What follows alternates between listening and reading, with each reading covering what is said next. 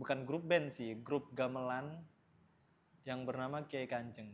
Dari ketiga tokoh tersebut, ya bagi saya sendiri merupakan seorang inspirator ya.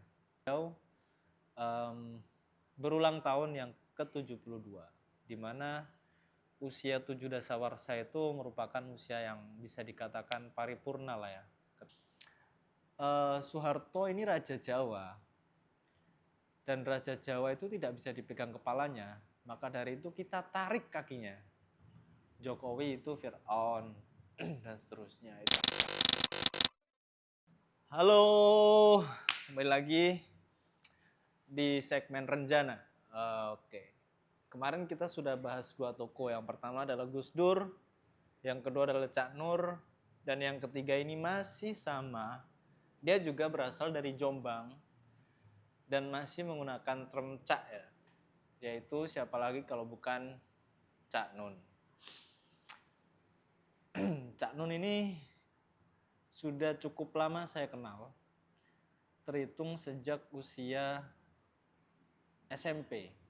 SMP awal tuh saya masih ingat kalau dulu suka Cak Nun itu mulai dari lagu-lagu beliau. Cak Nun itu kan punya namanya grup band, bukan grup band sih, grup gamelan yang bernama Kiai Kanjeng. Nah, di situ beliau memproduksi tuh banyak lagu. Salah satu lagu yang terkenal itu Jalan Sunyi sama Sohibul Baiti. Nah, pas waktu SMP itu saya sudah akrab tuh dengan lagu-lagu Cak Nun. Sebelum kemudian di masa SMA, saya kemudian membaca buku dan karya dan cerpen dari M.H. Ainun Nadjib atau Cak Nun. Dari ketiga tokoh tersebut, ya bagi saya sendiri merupakan seorang inspirator ya. Di awal-awal saya suka menulis itu rujukan bahasa, rujukan materi, rujukan gaya tulisan yang saya pakai rata-rata saya ambil dari ketiga tokoh tersebut, yaitu Gus Dur, Cak Nur, dan kemudian Cak Nun. Tapi kira-kira apa sih kegagalan yang dialami oleh Cak Nun itu apa? Orang sebesar itu, apakah kegagalannya juga besar? Atau justru Cak Nun sama sekali tak mengalami kegagalan? Tapi sebelum kita ke kegagalan dari Cak Nun, saya ingin menjelaskan betapa seorang Cak Nun itu tumbuh. Bagaimana seorang Cak Nun itu besar dan dikenal sampai hari ini. Bahkan kemarin tanggal 27 Mei, beliau berulang tahun yang ke-72, di mana usia 7 dasawarsa itu merupakan usia yang bisa dikatakan paripurna lah ya. Ketika orang sudah menginjak usia 7 bulan itu, apa yang beliau katakan bagaimanapun harus kita dengar. Karena usia menunjukkan watak atau harisma atau pengalaman dan kebijaksanaan seseorang. Dan Cak Nun menurutku di usia yang ke-72, meskipun beliau sudah jarang berkeliling lagi, tapi setiap perkataan beliau harus kita dengar. Harus kita takzimi, harus kita taslimi. Nah, Cak Nun ini cukup dikenal mulai sejak era awal reformasi. Bahkan sebelum era reformasi itu beliau sudah cukup dikenal. Beliau masuk dalam tim 10 orang-orang Ciganjur yang berada dalam koridor untuk merumuskan bagaimana Indonesia itu berjalan pasca reformasi, pasca lengsernya Soeharto. Jadi bersama dengan Gus Dur, Cak Nur, Amin Rais, dan beberapa tokoh besar lainnya pada saat itu, Cak Nun mendampingi Soeharto, bahkan mengasih sebuah tausiah kepada Soeharto untuk segera turun dari kasta tertingginya. Cak Nun itu mengatakan bahwasanya Soeharto ini Raja Jawa, dan Raja Jawa itu tidak bisa dipegang kepalanya, Maka dari itu kita tarik kakinya. Cak Nun tuh bilang kayak gitu. Dan cara menarik kaki itu digambarkan oleh Cak Nun sebagai bentuk demonstrasi mahasiswa besar-besaran itu kan. Selain dari tim 10 yang kemudian merumuskan bagaimana step by step reformasi ini dijalankan. Salah satunya adalah membentuk dekret MPR dan DPR agar dia merumuskan sebuah wadah negara baru dalam waktu sekitar 6 sampai 1 tahun, 6 bulan sampai 1 tahun. Nah, ketika Soeharto bersedia untuk turun dan kabar itu disampaikan oleh Soeharto sendiri kepada istrinya Cak Nun lewat telepon. Pada saat itu Soeharto telepon istrinya Cak Nun, telepon Cak Nun, tapi yang mengangkat telepon itu istrinya, yaitu Novia Kolopaking, dan Soeharto bilang kalau bahwasanya saya siap untuk mundur, Cak. Tapi setelah kesiapan itu, Soeharto dan kemudian juga Cak Nun merasa kecewa atas kejadian pasca reformasi. Bahwasanya pengembalian marwah negara kepada perundingan dan permusyawaratan di Dewan kemudian diambil alih oleh segelintir orang dan dipermainkan sehingga terjadilah Habibie menjadi seorang presiden kala itu menggantikan Soeharto. Soeharto pun kecewa, begitu pula dengan Cak Nun. Pada akhirnya Cak Nun kemudian mengasingkan diri. Nah ini menarik ini. Cak Nun itu mengasingkan diri dengan alasan bahwasanya negara sudah tidak bisa lagi dibenahi secara struktural di tingkat tertinggi. Oleh karena itu saya harus merawat masyarakat akar rumput. Dalam bahasa Cak Nun itu saya akan merawat saya akan merawat orang-orang yang diyatimkan generasinya. Orang-orang yang diabaikan generasinya. Orang-orang yang tidak dianggap dan bahkan disingkirkan oleh generasinya. Jadi Cak Nun memilih untuk ngemong, bahasa Jawanya itu ngemong atau merawat, memelihara masyarakat akar rumput yang pada saat itu merasa gelisah pasca turunnya Soeharto. Yang bukan hanya masyarakat akar rumput sih saya yakin. Psikologi pada zaman pasca reformasi itu mungkin dirasakan juga oleh masyarakat kelas menengah, kelas atas. Betapa negara Indonesia pada saat itu mengalami Great Depression atau depresi yang cukup berat pasca jatuhnya Soeharto. Selain karena kepemimpinan yang merasa kosong, juga ekonomi yang lesu, ditambah lagi dominasi psikologis yang tidak baik, yang itu dirasakan oleh masyarakat dari bawah sampai atas.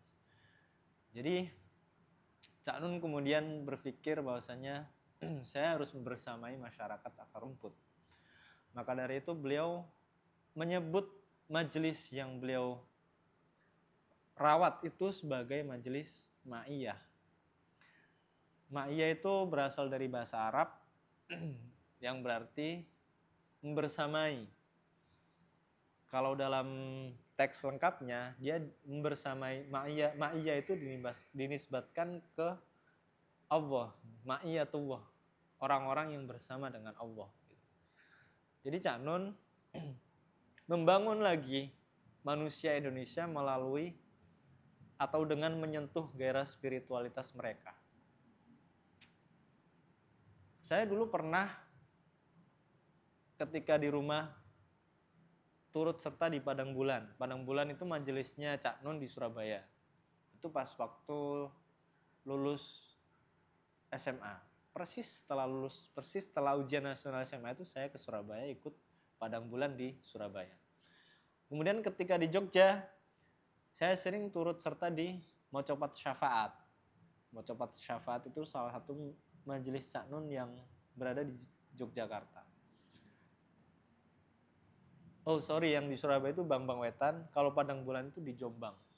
Terus kemudian ada yang di Jakarta namanya Kenduri Cinta. Jadi itu salah satu majelis yang didirikan Cak Nun dan tersebar di beberapa daerah, baik itu Jawa Timur, Yogyakarta, Jakarta, Malang. Kalau Malang itu Maya Religi dan masih banyak lagi. Sehingga spektrum pemikiran yang disampaikan oleh Cak Nun kemudian meluas. Kemudian orang-orang beranggapan bahwasanya Cak Nun ini guru bangsa lah. Tidak lagi dikenal sebagai budayawan tapi guru bangsa. Ya meskipun ketika kepemimpinan Jokowi, Cak Nun seringkali melemparkan sebuah statement yang di situ menggegerkan.